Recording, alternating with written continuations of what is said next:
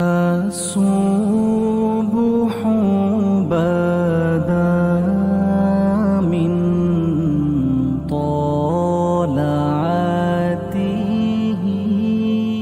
وہ جوان جو ہی پروان چڑھا ان فوان شباب آیا تو اس کی پیشانی سجدے کے تقدس سے مالا مال ہو گئی، اس کی آنکھوں میں حیا اور شرم کے پہرے آ گئے، اس کے خیالوں میں پاکیزگی آ گئی، اس کی زندگی کے شب و روز نیکی کے ماحول میں بسر ہونے لگے، اس کی راتیں ذکر الہی میں، تلاوت کلام مجید میں اور دن یاد الہی میں روزے سے گزرنے لگے۔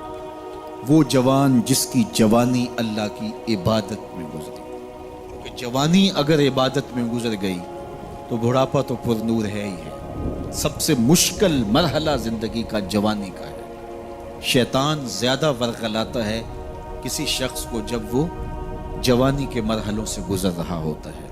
تو جس کی جوانی خیریت کے ساتھ گزر گئی اور اس نے اپنی جوانی کے تقدس کو محفوظ رکھ کے منزل تک پہنچا لیا، اپنی عصمت کے جوہر کی حفاظت کی، اپنی آبرو کو لٹنے نہیں دیا، اپنی آنکھوں کی شرم و حیا پر پہرے بٹھائے اور آنکھ کو برباد نہیں ہونے دیا اور اپنی زندگی کے تقدس کا پہرا دیا، تو جو جوان اپنی جوانی کو خیریت کے ساتھ گزار گیا۔ کسی نے کہا تھا نا، کتاب زیست کا ایک اور باب ختم ہوا، شباب ختم ہوا، ایک عذاب ختم ہوا۔ تو جوانی جس کی منزل تک پہنچ گئی خیریت کے ساتھ، عافیت کے سائے میں۔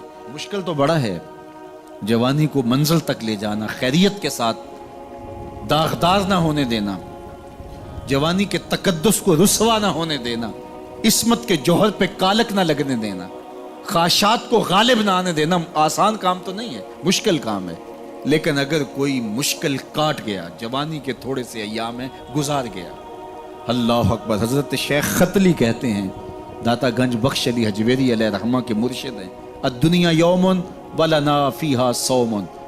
وہ کہتے ہیں دنیا ایک دن ہے، ہم روزہ رکھ کے گزار رہے ہیں۔ تو روزہ رکھ کے سارا دن گزر ہی جاتا ہے، دوپہر بھی آتی ہے گزر جاتی ہے، اور عصر کا وقت بھی آتا ہے گزر جاتا ہے، کھانے کا وقت بھی آتا ہے، چائے کا وقت بھی آتا ہے، سب کچھ ہوتا ہے لیکن گزر جاتا ہے، افطار تک بندہ پہنچ جاتا ہے۔ جس نے زندگی روزے کی طرح گزار دی، جس نے جوانی روزہ رکھ کے گزار دی، خواہشات کو بے قابو نہیں ہونے دیا، مشکل کام تھا لیکن اس نے مشکل کام کر دکھایا۔ اجر کتنا بڑا ہے، سنیے اللہ کے محبوب کی زبان سے سنیے۔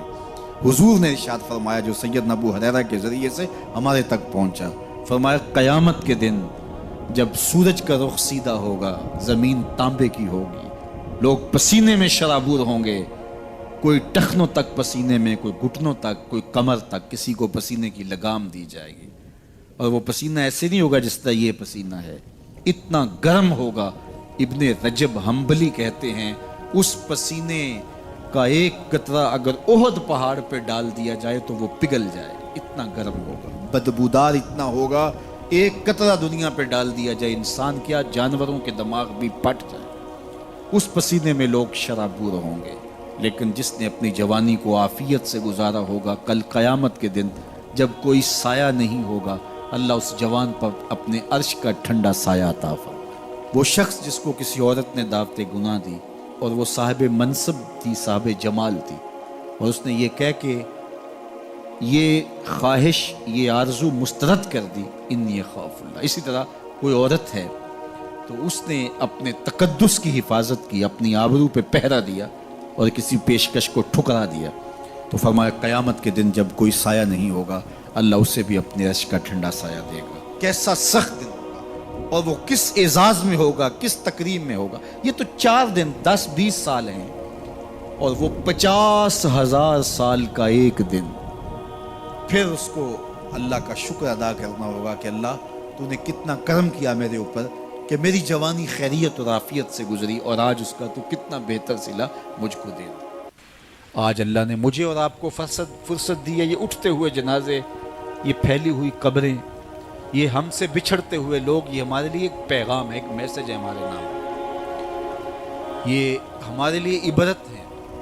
آج وہ جا رہے ہیں تو ہمیں بتا کے جا رہے ہیں کہ صاحب ہم جا رہے ہیں، ہمارے پیچھے تم بھی آ رہے ہیں۔ اور یہ بات ذہن میں رکھیے، دنیا پر آنے کی ایک ترتیب ہے، دنیا پر جانے کی وہ لازمی ترتیب نہیں ہے۔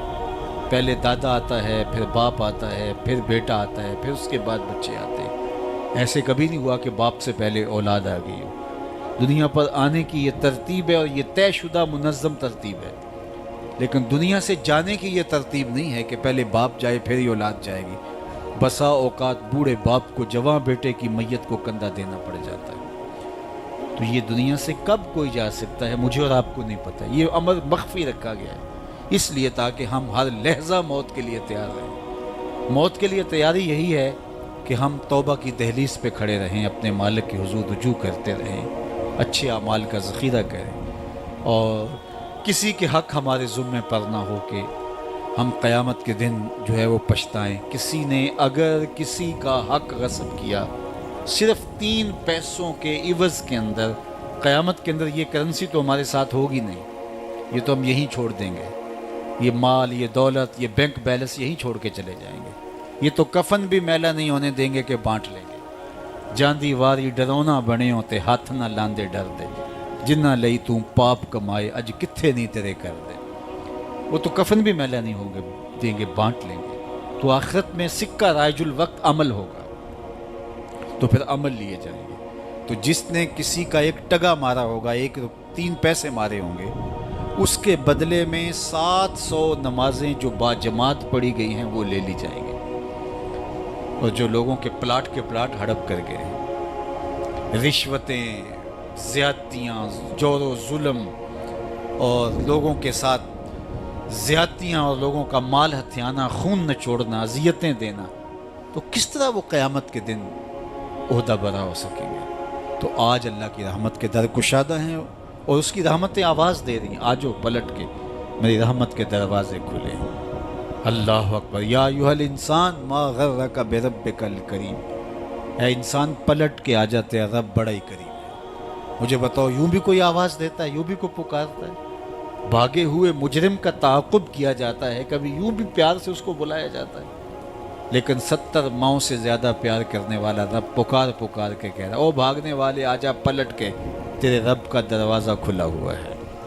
وہ یہ نہیں دیکھے گا تو نے جرم کتنے کیے، وہ یہ دیکھے گا تو پلٹ کے آئے گا، آ گیا ہے۔ اور وہ تیرے گناہ نہیں دیکھے گا، تیرے آنے کو دیکھ کے تیرے گناہوں کو بدل کے نیکیوں میں تبدیل کر دے گا۔ جتنا بڑا گناہ گار ہے اتنا بڑا نیکوکار بن جائے۔ آ تو صحیح، آنا تو نے ہے ہی، پھر جو کفن میں منہ چھپا کے آتا پھرے گا، پھر جو تجھے لوگ اٹھا کے لائیں گے۔ اچھا نہیں ہے کہ اپنے قدموں سے خود ہی چل کے آ جا، آج کھلے منہ آ جا، اس کی رحمتیں تیرے استقبال کرنے کے لیے منتظر ہیں۔ آج وہ آواز دے کے کہہ رہا ہے، آجا میری رحمتیں تیری منتظر ہیں۔ ما غرک بربک الکریم، تجھے کریم رب سے کس نے مغرور کر دیا؟ تکبر میں، رعونت میں مبتلا ہو گیا، تو اپنے مالک کی دہلیز کو چھوڑ گیا۔ آجا پلٹ کے، وہ کریم تجھے بلا رہا ہے، اور دیکھ اس کا رشتہ کتنا گوڑا ہے۔ اللہ ذی خالق کا، اس نے تجھے پیدا کیا ہے، وہ تیرا خالق لگتا ہے۔ اللہ اکبر۔ یعنی وہ تجھے بلا رہا ہے جس کا تیرا رشتہ اتنا گہرا ہے کہ وہ تیرا خالق لگتا ہے۔ ماں کو جو اولاد سے پیار ہے، دنیا کے کسی ترازو پہ وہ پیار تولا جا سکتا ہے؟ ماں کی محبت کا کہیں وزن ہو سکتا ہے؟ آج کل یہ آپ کے بھی تھوڑا سا آگے گزریں تو اتنے بڑے ترازو گاڑ دیے گئے ہیں جہاں پورا کنٹینر تول لیا جاتا ہے۔ تو میں دوستوں کو کہتا ہوں کہ آج اتنے بڑے بڑے ترازو ایجاد ہو گئے ہیں کہ جہاں کنٹینر توڑ لیے جاتے ہیں، پہاڑ توڑ لیے جاتے ہیں آج جدید دنیا کے اندر، لیکن کوئی ترازو ایسا آج تک ایجاد نہیں ہوا جس پر ماں کے پیار کو بھی تولا جا سکے۔ اس کے سینے میں جو تڑپتی ہوئی ممتا رکھی گئی ہے، محبت کا جو جہاں آباد کر دیا گیا ہے، الفتوں کی ایک کائنات ماں کے سینے میں رکھ دی گئی ہے، اس کا نعم البدل کیا بدل بھی موجود نہیں ہے۔ ماں جب بولتی ہے تو اس کے لہجے میں جبریل بولتا ہے، ماں جب مسکراتی ہے تو لگتا ہے جنت کی ساری کلیاں کھل اٹھی ہیں۔ وہ سینے میں درد، وہ درک، وہ محبت، وہ کائنات، وہ انوکھا پیار جو اولاد کے لیے رکھتی ہے، یہ اتنا پیار ماں کے سینے میں پیدا کیسے ہوا؟ تو آپ کے پاس ایک ہی جواب ہوگا، اس لیے کہ ماں نے اولاد کو جنم دیا ہے۔ تو میں یہاں آپ کی توجہ چاہوں گا، جس ماں نے اولاد کو جنم دیا ہے وہ اتنا پیار کرتی ہے، تو جس رب نے خلق کیا ہے وہ کتنا پیار کرتا ہوگا۔ میں آپ کی توجہ چاہوں گا، مجھے اور کوئی نہیں چاہیے، صرف توجہ چاہیے گا، صرف नज़ारे के लिए जुम्बश मिजगां भी भार है, नरगिस की आंख से तुझे देखा करे कोई। तो मेरी आरज़ू ये है कि आपकी तमाम तर तवज्जो मेरी जानिब मबज़ूल हो थोड़े वक्त में। जिस शिद्दत की गर्मी में आप बैठे हैं मुझे इसका एहसास है, तो मैं चाहूँगा कि चंद बातें आप तक पहुँच जाए। तो जो माँ इतना प्यार करती है वो इसलिए कि माँ ने जन्म दिया है, तो जिसने जन्म दिया है वो इतना प्यार करती है, तो जिस रब ने खलक किया है वो कितना प्यार।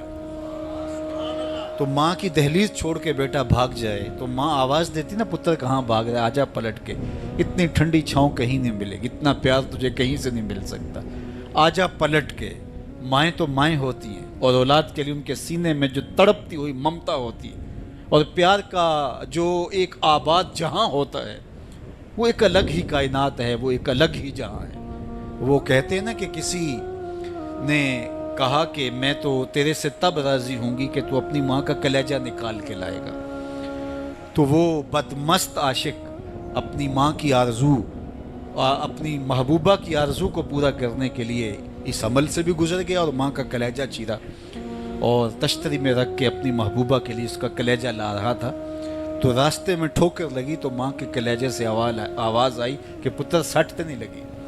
ये माँ के प्यार का रूप है, ये माँ की मोहब्बत के बिखरे हुए रंग हैं, ये छलकता हुआ उजाला और नूर और रोशनी है। माँ इतना प्यार करती है, अल्लाह अकबर। तो माँ को इतना प्यार इसलिए है कि उसने जन्म दिया और रब ने तो खलक किया दस्ते कुदरत से। तो माँ की दहलीज छोड़ के बच्चा भाग जाए तो माँ कहती है पुत्र आजा वापस पलट के। और जब बेटा पलट के आता है तो माँ सब भूल जाती है किसने क्या किया था। तो जो 70 माओं से ज़्यादा प्यार करता है उसकी भी आवाज़ें आ रही हैं, ला तक़नतू मिन रहमतिल्लाह, आजा पलट के मेरी रहमत से ना उम्मीद ना होना। मैं ये नहीं देखूंगा तू मुजरिम कितना बड़ा है, मैं ये देखूंगा तू मेरी दहलीज से पलट के आ गया है। तो उसकी रहमतें बंदे को पुकार रही। तो ये उठते हुए जनाजे, ये फैली हुई कब्रें और ये हमसे बिछड़ते हुए हमारे अहबाब, दोस्त, भाई, अजीज़, ये हमें बताते हैं कि मियाँ इस ज़िंदगी से ज़िंदगी का मुतय्यन सफ़र काट करके तुम बिल आखिर अल्लाह के हुजूर पलट के आने वाले हो। उखरवी ज़िंदगी के लिए अच्छे आमाल का ज़ख़ीरा जमा करो और अपनी आखिरत की तैयारी करो।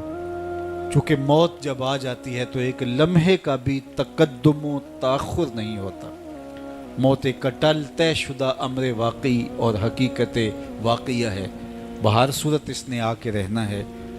बल्कि अल्लाह ताला जल्ला शानहू ने इसको अचानक रख करके हमें हर वक्त मुस्ताद और फ़ाल रहने की तरगीब दी कि ताकि हम हर लहजा हर साथ अपने आप को आमादा रखें। किसी वक्त भी बुलावा आ सकता है और हम मौत की इस गाड़ी में सवार हो सकते हैं। अल्लाह अकबर। तो आइए मैं और आप अल्लाह की बारगाह में दुआ भी करते हैं और अपनी ज़िंदगी को बेहतर बनाने की मनसूबाबंदी भी करते हैं। जब लोग हमसे जुदा होते हैं तो हमें इबरत होती है कि हम भी जा रहे हैं। हज़रत याकूब अलैहिस्सलाम ने हज़रत इज़राइल से अहद ले रखा था कि मेरी रूह कब्ज़ करने के लिए अचानक नहीं आना, पहले कोई कासद भेज देना ताकि मैं मौत की तैयारी कर लूँ। अम्बिया तो तैयार ही होते हैं, कुछ चीज़ें तालीम उम्मत के लिए होती। तो कहा कि जी मेरा वादा रहा। तो एक अरसे के बाद हज़रत इज़राइल हाज़िर खिदमत हुए और कहा कि हुजूर मैं कब्ज़े रूह के लिए आया हूँ।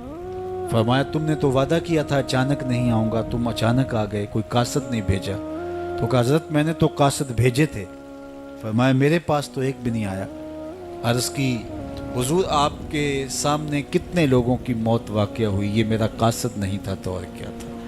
आपकी दाढ़ी में सफ़ेद बाल आ गए, ये मेरा कासद नहीं था तो और क्या था। जब कमर में खम आने लगे, जब आज़ा मुदमहिल होने लगे, जब चलते हुए ठोकने लगे, जब ज़ुबान में लुकनत आने लगे, जब यादाश्त खोने लगे, जब बालों में चांदी उतरने लगे, जब इंसान के आज़ा जवाब देने लगे तो समझो ये पैगाम मौत आ गया है।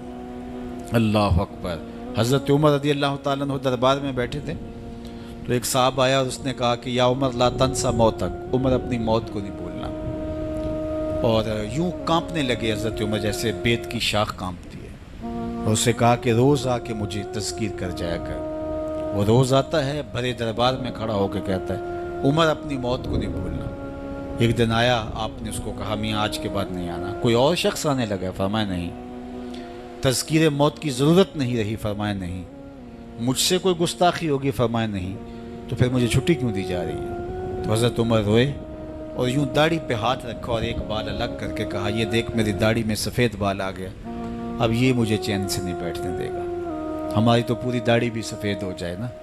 میاں صاحب نے کہا ہڈیاں کھڑکن، ہڈیاں کمبن گوڈے کھڑکن تے اڑ گیا لک تیرا، اجے بھی بدیوں باز نہ آئیں جیو مرد دلیرا، فما اصبرہم علی النار.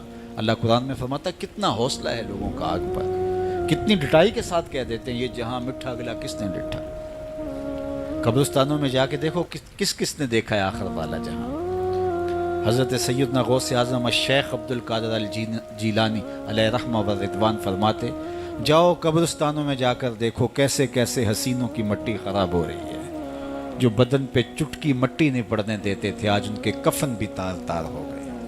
خیر کنے فلاں و غنیمت شمار عمر زاں بیشتر کے بانگ برائت کے فلاں نماز.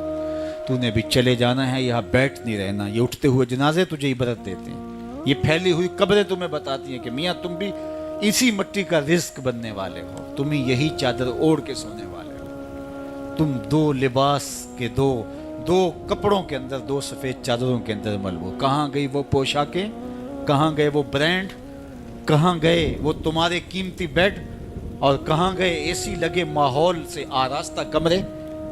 امیر ہے یا غریب ہے وہ 2 گز زمین اور وہی مٹی کا اوڑھنا، مٹی کا بچھونا، وہی 2 گز کفن، وہی کل کائنات. اور وہاں جو کیے ہوئے عمل ہیں وہی سکہ رائج الوقت ہوگا. تو قبل اس سے کہ وہ وقت آ جائے اور پھر ہاتھ ملے، فلاں چیخ کے کہتا تھا مجھے اس کی بات سن لینی چاہیے تھی، فلاں پکار کے کہتا تھا اس کی آواز پہ کان دھرنا چاہیے تھا، فلاں اٹھتا ہوا جنازہ مجھے عبرت دے دیتا، فلاں بندے نے مجھے یہ کہا تھا اس کی بات پہ کاش میں عمل کر لیا ہوتا. لیکن اس دن پچھتاوے سے کیا ہوگا؟ آج کا پچھتاوا کل کی بہتری کا ضامن ہو سکتا ہے، آج کا پچھتاوا زندگی بدل ہو سکتا ہے، آج کا پچھتاوا توبہ کا سبب و ذریعہ ہو سکتا ہے، آج کا پچھتاوا دل کے میل اتار سکتا ہے، اور کل کا پچھتاوا سوائے حسرت بڑھانے کے، سوائے دکھ بڑھانے کے، سوائے تکلیف میں اضافے کے اور کچھ نہیں ہوگا. اس لیے میں اور آپ اپنی زندگی کی منصوبہ بندی کریں. مجھے پتہ ہے میں کہاں کھڑا ہوں اور آپ کو بھی پتہ ہے کہ ہم کہاں کھڑے ہیں. آپ مجھے اچھا سمجھتے ہیں، یہ آپ کی مہربانی، لیکن مجھے تو پتہ ہے کہ اچھا ہوں یا نہیں.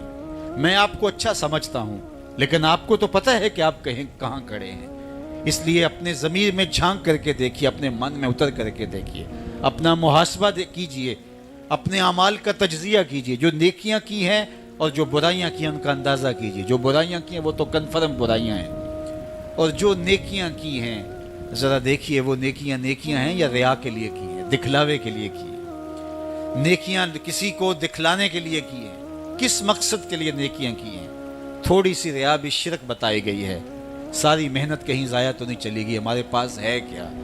ہمارے دامن میں گناہ ہے تو لتھڑے بڑے ہم. سویر سے لے کر شام تک، چغلی غیبت سے لے کے بدکاریوں تک، نگاہوں کی بدکاریوں سے لے کر کے سوچوں کی بدکاریوں تک ہم کہاں پڑے رہتے ہیں. اور دوسری جانب ہمارے پلے میں نیکیاں کتنی ہیں ہمیں سارا پتہ ہے. ایک تو نامہ اعمال قیامت کے دن تولا جائے گا، ہم خود اپنے ضمیر کی عدالت میں ترازو گاڑ کے تولے. حضرت عمر فرمایا کرتے تھے حاسبو قبل ان تحاسبو، اس سے قبل کہ تمہارا حساب کیا جائے تم اپنا حساب پہلے ہی خود کر لو. کبھی آپ عمرے پہ جاتے ہیں یا بیرون ملک سفر کرتے ہیں تو وہاں سامان باندھ کر کے پہلے تول رہے ہوتے ہیں کہ ایئرپورٹ پہ پریشانی نہ ہو. حالانکہ ایئرپورٹ پہ اگر 2-4 کلو سامان بڑھ بھی گیا تو کوئی بات نہیں، 4 ریال دے کے آپ سامان لا سکتے ہیں. لیکن اس کے باوجود آپ وہاں کسی سے ترازو مانگ کے بار بار اپنے پیس تول رہے ہوتے ہیں کہ جناب ایئرپورٹ پہ جا کے پریشانی نہ ہو. تو اس دنیا پر بھی اعمال تول لو، کہیں نزاع کے وقت پریشانی نہ ہو، کہ حشر کے وقت جب اعمال تلنے لگے تو وہاں پریشانی نہ ہو. تو یہ تھوڑا سا وقت ہے، یہ زندگی مختصر ہے اور ہم تیزی کے ساتھ موت کی طرف بڑھ رہے ہیں. حضرت سیدنا علی المرتضیٰ رضی اللہ تعالیٰ عنہ فرماتے ہیں یہ تمہاری سانسیں جو ہیں یہ موت کی طرف اٹھتے ہوئے قدم ہیں. تم سمجھتے ہو ہم بڑے ہو رہے ہیں لیکن حقیقت میں تم چھوٹے ہو رہے ہو. چونکہ گنتی جب الٹی شروع ہو جائے تو کام جلدی 0 پر پہنچتا ہے. کبھی آپ اشارے پہ رکے ہوں تو 60 سے نیچے آ رہی ہو یا 70 سے یا 120 سے تو کام تو 0 پہ آ جاتا ہے، اور جب کام 0 پہ آ جاتا ہے تو پھر لال بتی جل جاتی ہے. اللہ اکبر. تو یہ تیزی کے ساتھ زندگی گزر رہی ہے اور ہم کوئی 60 سے نیچے آ رہا ہے, کوئی 55 سے نیچے آ رہا ہے, کوئی 50 سے نیچے آ رہا ہے, اور جب 0 تک آ جائیں گے پھر اس سے آگے تو کچھ بھی نہیں ہے. ایک روایت میں آتا ہے ان اللہ یحب الشاب التائب, اللہ تعالیٰ توبہ کرنے والے جوان کو پسند کرتا ہے, اس سے محبت کرتا ہے. تو وہ محبوب بارگاہ ہو جاتا ہے جو جوانی میں اللہ جل شانہ ہو کے حضور رجوع کرتا ہے. یا کسی نے کہا تھا در جوانی توبہ کردن شیوائے پیغمبری, وقت پیری گرگ ظالم می شود پرہیزگار. جوانی میں توبہ کرنا پیغمبروں کا شیوا ہے. جب بوڑھا ہو جائے, دانت ٹوٹ جائیں, پنجوں میں زور نہ رہے, تو بھیڑیا شکار چھوڑ کر کے شریف بن کے بیٹھ جائے, تو یہ تو اس کی مجبوری ہے. جوانی میں توبہ کرنا جب قوا مضبوط ہوں, جب شباب کی جولانیاں ہوں, جب آرزویں جواں ہوں, جب خواہشیں پگلی ہوں, اور پھر اس کے باوجود اپنی خواہشات کو کنٹرول میں رکھنا, اپنی آرزوؤں کو لگام ڈال دینا, اور اپنی تمناؤں کو حصار میں رکھنا, اور اللہ سے ڈر کے گناہوں کو چھوڑنا, اور اس کے حضور سجدہ ریزیاں, اس کے حضور خشوع و خضوع کے ساتھ زندگی کے لمحات بسر کرنا, یہ خوش نصیب لوگوں کا مقسوم ہوتا ہے. تو وہ جوان جس کی جوانی یاد الہی میں گزری, جس کی جوانی ذکر الہی میں گزری, مصلی پہ گزری, تہجد کے لمحات میں وہ اٹھ کے اللہ کے حضور دعائیں کرتا رہا, التجائیں کرتا رہا, وہ جوان قیامت کے کڑکتے اس ماحول میں اللہ کے عرش کے ٹھنڈے سائے تلے ہوگا. تیسرا شخص جس کو اللہ تعالیٰ قیامت کے دن اپنے عرش کا ٹھنڈا سایہ عطا کرے گا, وَرَجُلٌ قَلْبُهُ مُعَلَّقٌ بِالْمَسَاجِدِ, وہ شخص جس کا دل مسجد کے ساتھ جڑا ہوا ہے, مسجد کے ساتھ لٹکا ہوا ہے. مسجد کی ملازمت, مسجد کی حاضری, مسجد کی صفائی, مسجد کی ستھرائی, مسجد کی پاکیزگی کے لیے کوشش, مسجد کی تعمیر, مسجد کی تزئین اور مسجد کی آبادی کے لیے دن رات کوشاں رہا. ایک نماز کے بعد دوسری نماز کا انتظار کرتا ہے. تو یہ خوش نصیب وہ ہے جس کا دل جڑا ہوا ہے مسجد کے ساتھ. ایک جلیل القدر نام آپ نے سنا ہے, اور وہ ہے ربیع بن خثیم رضی اللہ تعالیٰ. انہیں حمامت المسجد کہا جاتا تھا, مسجد کا کبوتر. تو یہ کہا کرتے تھے اس قدر مسجد میں رہتے تو کہتے مجھے اچھا لگتا ہے کہ میں اللہ کے گھر میں رہوں. تو یہ فرمایا کرتے تھے کہ جس دن اذان ہو اور مجھے مسجد میں نہ پاؤ تو سمجھ لینا کہ میرا انتقال ہو گیا. یہ ہو نہیں سکتا کہ ندائے نماز ہو, اذان پکاری جائے اور مجھے آپ مسجد میں نہ دیکھو. تو مسجد کی حاضری یہ ان کا شعار حیات تھا, اس لیے ان کو حمامت المسجد, مسجد کا کبوتر کہا گیا. تو کتنے خوش نصیب لوگ ہیں جو مسجد سے جڑے ہوتے ہیں. فرمایا کچھ لوگ ہیں جو مسجد سے یوں جڑے ہوئے ہوتے ہیں جس طرح لکڑی میں کیل ٹھکا ہوتا ہے. تو چوب کے اندر جس طرح کیل جڑا ہوا ہوتا ہے اسی طرح وہ مسجد کے ساتھ جڑے ہوئے ہوتے ہیں. تو کبھی وہ بیمار ہو جائیں اور وہ مسجد حاضر نہ ہو پائیں تو اللہ کے کچھ فرشتے ہیں جو ان کی عیادت کرنے کے لیے ان کے گھروں میں جاتے ہیں. یہ خوش نصیب لوگ ہیں جو مسجد کے ساتھ اپنے آپ کو وابستہ رکھتے ہیں. فرمایا انما یامر مساجد اللہ, اللہ کی مسجدوں کو بس وہی لوگ آباد کرتے ہیں من آمن باللہ والیوم الآخر, جو اللہ پر ایمان رکھتے ہیں اور پچھلے دن پر ایمان رکھتے ہیں. تو اللہ اور پچھلے دن پر, آخرت پر ایمان رکھنے والے مسجدوں کے ساتھ وابستہ رہتے ہیں, مسجدوں کے ساتھ جڑے رہتے ہیں. اور آقا کریم علیہ السلام نے مسجد کی تعمیر کی فضیلت بیان کرتے ہوئے ارشاد فرمایا من بنا مسجدن یبتغی بہ وجہ اللہ, جس نے اللہ کی رضا کے لیے مسجد تعمیر کی, نام و نمود کے لیے نہیں, کسی اور غرض کے لیے نہیں, اللہ کی رضا جوئی کے لیے مسجد کی تعمیر کی, بن اللہ لہ مثلہ فی الجنہ, اللہ اس کے لیے جنت میں گھر بنائے گا. تو یہ بلکہ پوری مسجد بھی نہیں، آدھی اینٹ کے برابر بھی اگر کسی نے مسجد کی تعمیر میں حصہ ڈالا تو ایک جانور کے گھونسلے کے برابر بھی کسی نے مسجد کی تعمیر کی تو اس کے لیے بھی یہ فضیلت بتائی گئی کہ جنت میں اس کو محل دیا جائے گا، قصر دیا جائے گا. تو یہ اللہ کے پاکیزہ گھر ہیں. مساجد بیت اللہ کی بیٹیاں ہیں، کعبۃ اللہ کی بیٹیاں ہیں. یہ اللہ کے پاکیزہ گھر ہے، خیر الاماکن، بہترین جگہیں اس کائنات میں اللہ کے گھر مسجدیں، اور بدترین جگہیں بازار بتائی گئے اور حکم دیا گیا ہے کہ بازار میں دیر سے جاؤ جلدی واپس آ جاؤ، اور مسجد میں جلدی آؤ دیر سے واپس جاؤ. تمہارے جو لمحے اللہ کے گھر میں گزریں گے وہ عبادت میں گزریں گے، وہ ذکر و فکر میں گزریں گے. تمہارے اٹھنے والے وہ قدم جو مسجد کی طرف اٹھتے ہیں وہ قیامت کے دن ظلمت سے نجات کے ضامن ہوں گے، وہ چراغ بن کے تمہاری زندگی آخرت کی زندگی کے اندر چراغاں کر دیں گے. تمہیں جنت کی طرف لے جانے والے وہ قدم ہیں جو مسجد کی طرف اٹھتے ہیں، مسجد کی طرف بڑھتے ہیں. تو اللہ کے پاکیزہ گھروں کی طرف ہمارا رب، ہمارے قلب کا تعلق، ہماری محبت کا رشتہ، یہ ہمارے دین کا تقاضا ہے. اللہ اور پچھلے دن پر، آخرت پر مضبوط عقیدہ مسجد سے ہمیں جوڑتا ہے.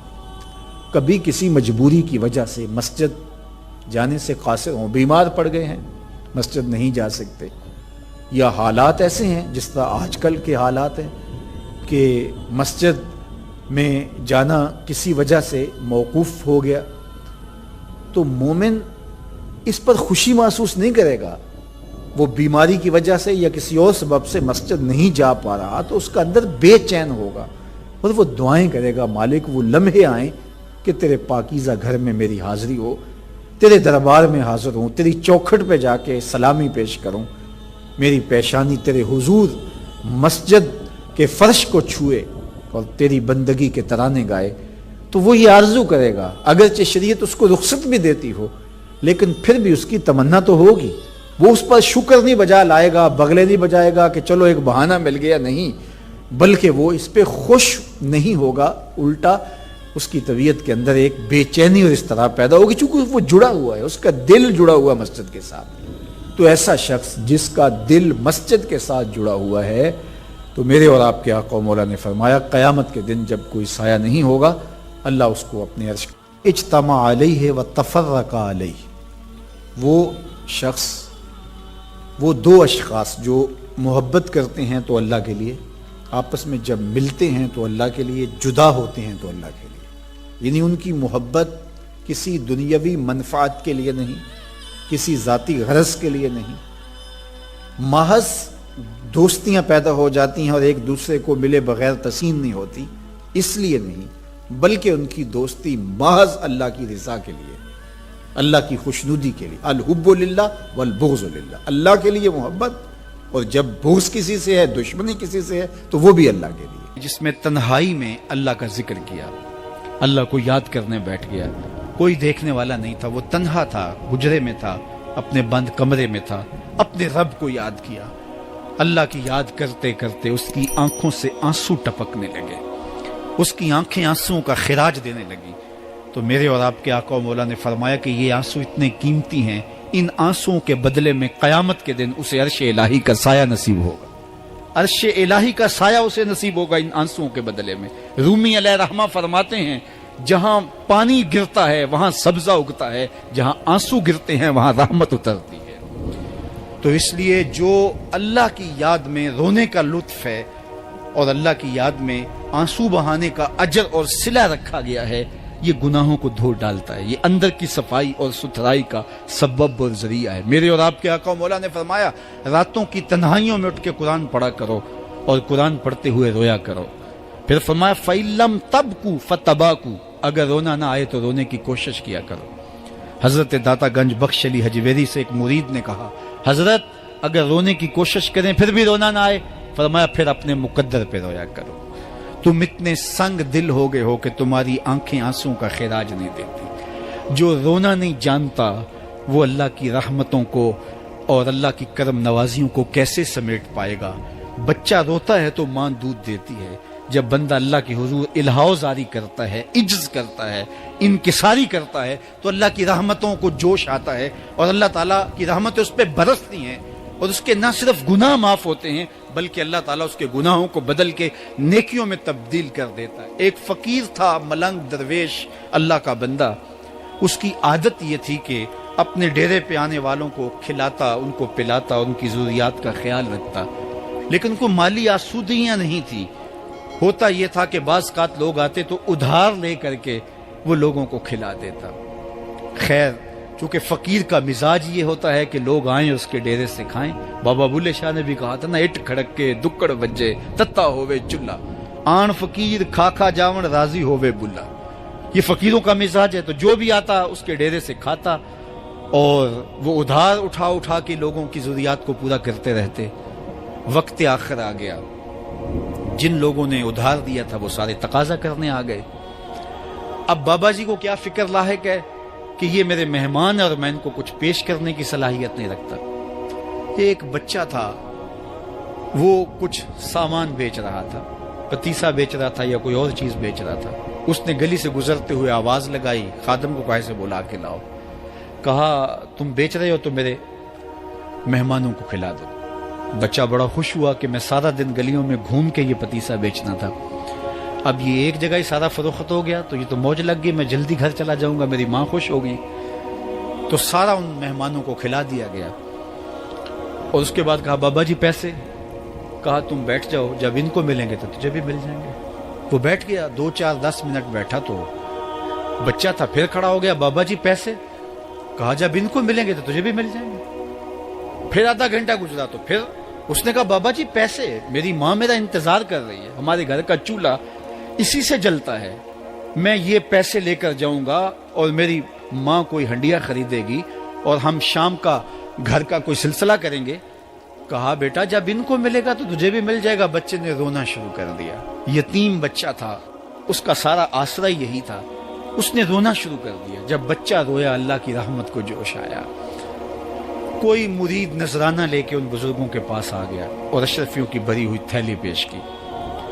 وہ اتنے پیسے تھے کہ اس بچے کو بھی دیے، جتنے لوگ آئے تھے سب کا قرض چکایا، کہا جاؤ گھروں کو۔